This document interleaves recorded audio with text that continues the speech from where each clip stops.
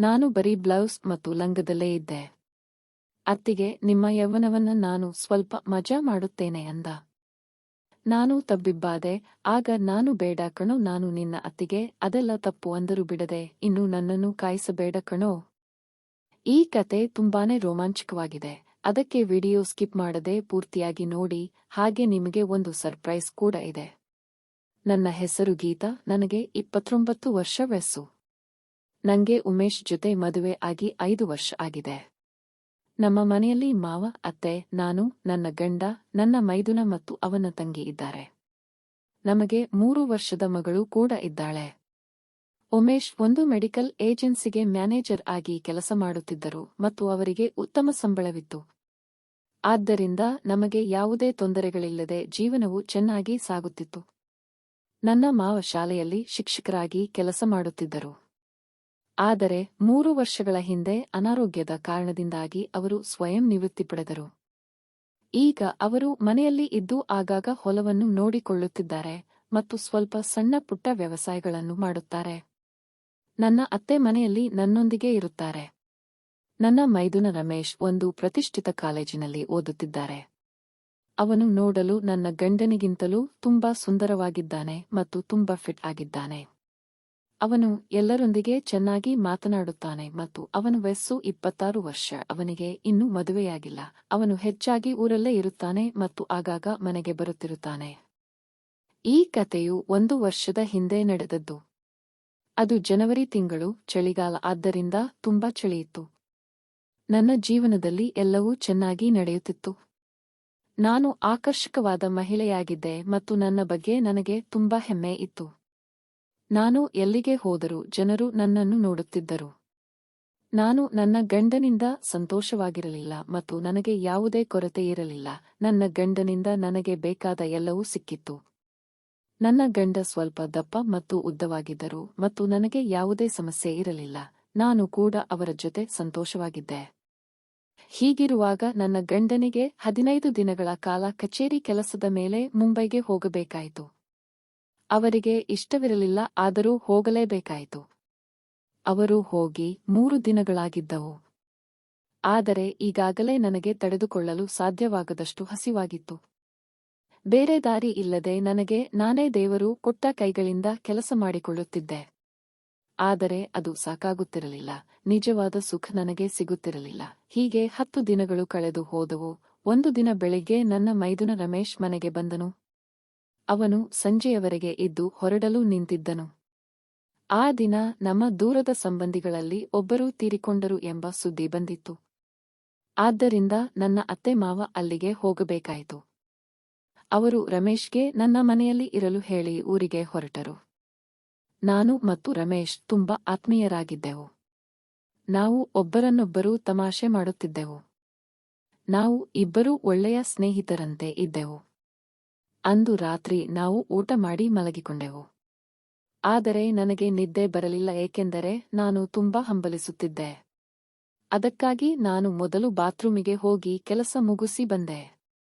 ಆ ಕ್ಷಣದಲ್ಲಿ ಯಾರೋ ನನ್ನನ್ನು ನೋಡುತ್ತಿದ್ದರೆ ಅನಿಸಿತು. ಆದರೆ ನಾನು ನನ್ನ ಪಾಡಿಗೆ ಹೋಗಿ ಮಲಗಿಬಿಟ್ಟೆ. ಮರುದಿನ ಬೆಳಿಗ್ಗೆ ನಾನು ಸ್ನಾನ ಮಾಡಬೇಕು ಅಂತ ಬಾತ್ರೂಮಿಗೆ ಹೋದಾಗ ಸ್ನಾನಗೃಹದ ಬಾಗಿಲು ತೆರೆದಿತ್ತು ಮತ್ತು ಒಳಗಡೆ ರಮೇಶ್ ಸ್ನಾನ ಮಾಡುತ್ತಿದ್ದನು. ಅವನು ಬಾಗಿಲು ಹಾಕಿಕೊಳ್ಳುವುದು ಮರೆತಿದ್ದನು. ನನ್ನ ಕಣ್ಣು ಅವನ ದೊಡ್ಡದಾದ ಮತ್ತು ಕಪ್ಪಾದ ಗುಂಡಿಯ ಮೇಲೆ ಬಿತ್ತು.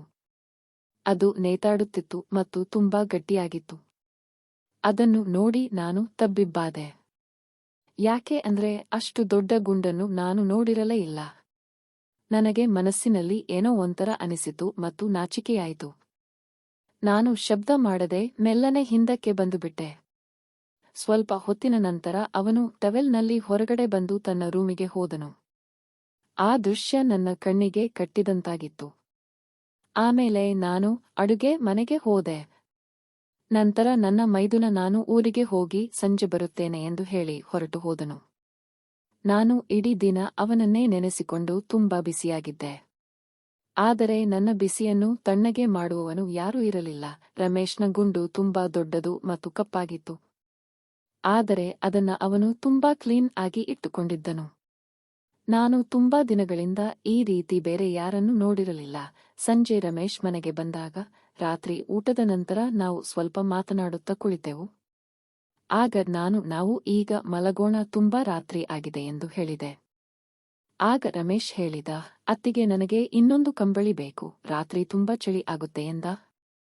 ನಾನು ನನ್ನ ಕೋಣೆಯಲ್ಲಿ ಅಲ್ಮೇರಾದ ಮೇಲಿದೆ, ಅದನ್ನು ತೆಗೆಯಬೇಕು ಎಂದು ಹೇಳಿದೆ. ನಾವು ನಮ್ಮ ಮಲಗುವ ಕೋಣೆಗೆ ಹೋದೆವು.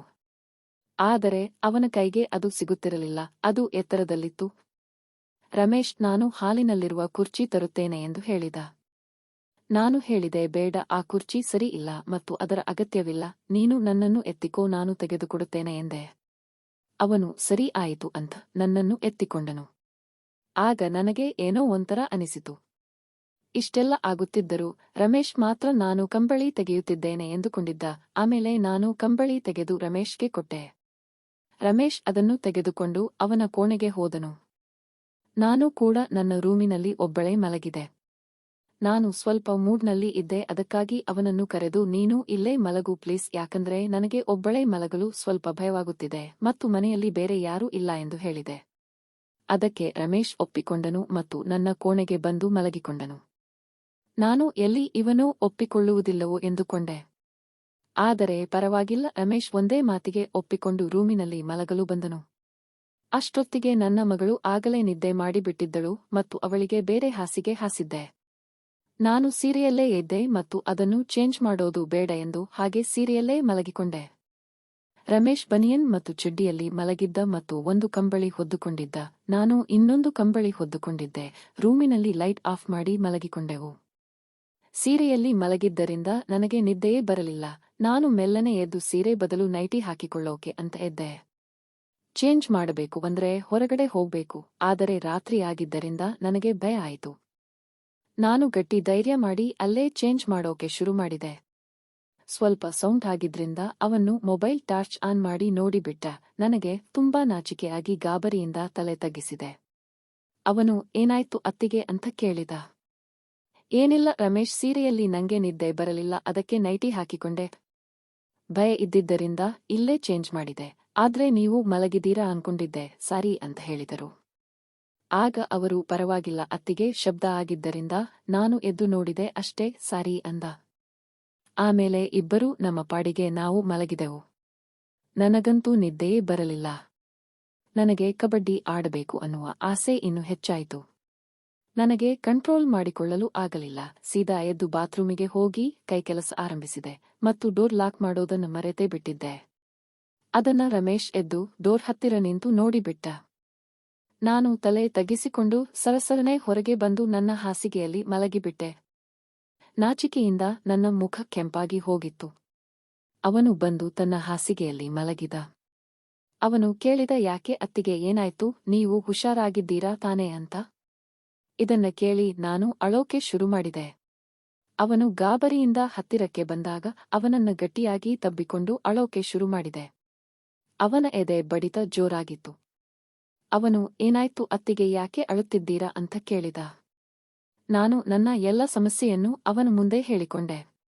ಅವನು ನನ್ನನ್ನು ಸಮಾಧಾನ ಮಾಡುತ್ತಾ ಕೊಸರಿಕೊಂಡು ಹಿಂದಕ್ಕೆ ಸರಿದ. ನನಗೆ ನಿಮ್ಮ ಪ್ರಾಬ್ಲಮ್ ಅರ್ಥ ಆಗುತ್ತೆ ಅತ್ತಿಗೆ, ಆದ್ರೆ ಈ ವಿಷಯದಲ್ಲಿ ನಾನು ಏನು ಮಾಡೋಕ್ಕಾಗಲ್ಲ, ಯಾಕಂದ್ರೆ ನೀವು ನನ್ನ ಅಣ್ಣನ ಹೆಂಡತಿ ಅಂತ ಹೇಳಿಬಿಟ್ಟ. ಅವನ ಈ ಮಾತನ್ನ ಕೇಳಿ ನನ್ನ ಮೂಡ್ ಎಲ್ಲ ಹಾಳಾಗಿ ಹೋಯ್ತು. ಸಿಕ್ಕಿರೋ ಚಾನ್ಸ್ ಮಿಸ್ ಆಯ್ತಲ್ಲ ಅಂತ ಬೇಸರದಿಂದ ಮುಖ ತೀರಿಸಿಕೊಂಡು ಮಲಗಿಬಿಟ್ಟೆ. ಅವನು ನನ್ನ ಜೊತೆ ಮಾತನಾಡಲು ಯತ್ನಿಸಿದ, ಆದರೆ ನಾನು ಕೋಪದಿಂದ ಹಾಗೆಯೇ ಮಲಗಿದ್ದೆ. ಆಗ ಅವನು ಕೂಡ ಸುಮ್ಮನೆ ಮಲಗಿಬಿಟ್ಟ. ನನಗೆ ಒಳ್ಳೆ ನಿದ್ದೆ ಹತ್ತಿತ್ತು, ಆದರೆ ಯಾರೋ ನನ್ನನ್ನು ಮುಟ್ಟಿದ ಹಾಗೆ ಅನಿಸಿ ಎಚ್ಚರ ಆಯಿತು. ನೋಡಿದರೆ ಅವನು ನನ್ನ ಪಕ್ಕದಲ್ಲಿ ಬಂದು ಮಲಗಿದ್ದ. ಇಬ್ಬರೂ ಒಬ್ಬರ ಕಣ್ಣುಗಳನ್ನು ಒಬ್ಬರು ನೋಡಿದೆವು. ನಾನು ನಾಚಿಕೆಯಿಂದ ತಲೆ ತಗ್ಗಿಸಿದೆ. ಅವನು ಹೇಳಿದ, ಅತ್ತಿಗೆ, ನನಗೂ ನೀವು ಅಂದ್ರೆ ತುಂಬಾ ಇಷ್ಟ. ನಿಜ ಹೇಳಿಬೇಕು ಅಂದ್ರೆ ನಿಮ್ಮನ್ನ ನೆನೆಸಿಕೊಂಡು ಎಷ್ಟೋ ಸಲ ನಾನು ಮಾಡಿಕೊಂಡಿದ್ದೇನೆ ಅಂದುಬಿಟ್ಟ. ಇದನ್ನ ಕೇಳಿ ನನಗೆ ಶಾಕ್ ಆಗೋಯ್ತು ಮತ್ತು ನನ್ನ ಮೈ ಎಲ್ಲ ಮತ್ತೆ ಬಿಸಿಯಾಗಿತ್ತು. ಆಮೇಲೆ ಇಬ್ಬರು ಸೇರಿ ನಮ್ಮ ಕಬಡ್ಡಿ ಆಟ ಶುರು ಮಾಡಿಕೊಂಡೆವು. ಸುಮಾರು 1 ಗಂಟೆ ನಮ್ಮ ಆಟ ಎಲ್ಲಾ ಭಂಗಿಗಳಲ್ಲಿ ನಡೆಯಿತು.